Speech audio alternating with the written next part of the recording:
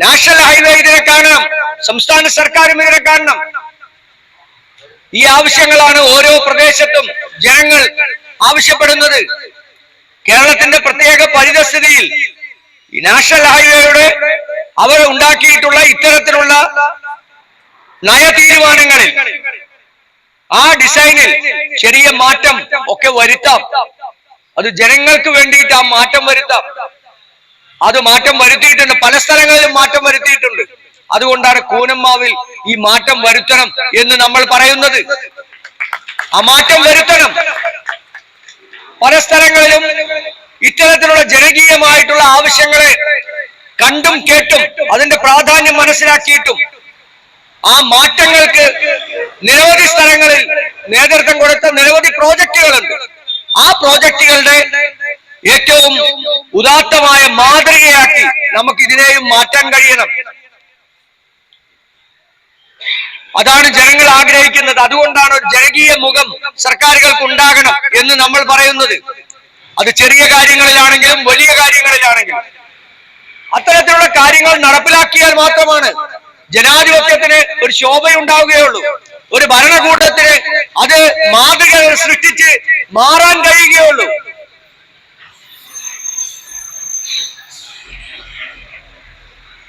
ജനങ്ങളെ കഷ്ടപ്പെടുത്താതെയും ബുദ്ധിമുട്ടിക്കാതെയും ഇതുപോലുള്ള കാര്യങ്ങളിൽ തീരുമാനമെടുത്തു പോകുമ്പോഴാണ് നാളെ ഏത് ഡെവലപ്മെന്റ് ഉണ്ടായാലും ജനം പറയും കുഴപ്പമില്ല, കാരണം ഒരു സർക്കാർ ഞങ്ങളോടൊപ്പം ഉണ്ടാകും എന്ന് ജനം പറയണം.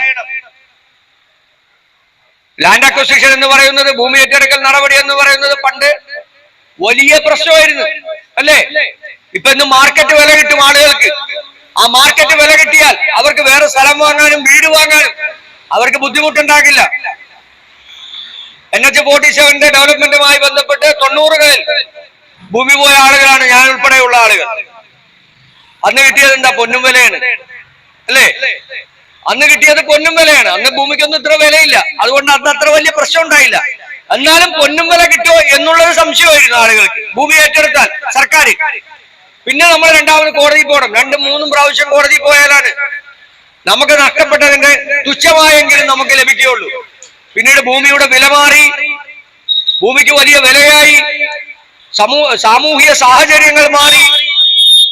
ഇപ്പോൾ ഭൂമി ഏറ്റെടുക്കാൻ, പൊന്നും വില കൊടുക്കാൻ എവിടെയെങ്കിലും ചെന്നാൽ ജനങ്ങൾ സമ്മതിക്കില്ല. അതുകൊണ്ടല്ലേ നാഷണൽ ഹൈവേയുടെ വികസന പ്രവർത്തനങ്ങളെല്ലാം മന്ദീഭവിച്ചു കിടന്നത്. പിന്നീടാണ് സോണിയാഗാന്ധി UP-യുടെ ചെയർപേഴ്സൺ ആയിരുന്ന കാലഘട്ടത്തിലാണ് അതിനകത്തൊക്കെ ഒരു നിയമത്തിൽ മാറ്റം ഉണ്ടായത്. പിന്നീട് BJP വന്നപ്പോഴും ആ നിയമത്തിൽ മാറ്റമുണ്ടായി. പക്ഷേ അതൊക്കെ അടിസ്ഥാനപരമായി ഇതെല്ലാം നാടിന് വേണ്ടിയിട്ടാണ്, ജനങ്ങൾക്ക് വേണ്ടിയിട്ടാണ്, ജനങ്ങളെ ഉപദ്രവിക്കാൻ വേണ്ടിയിട്ടല്ല.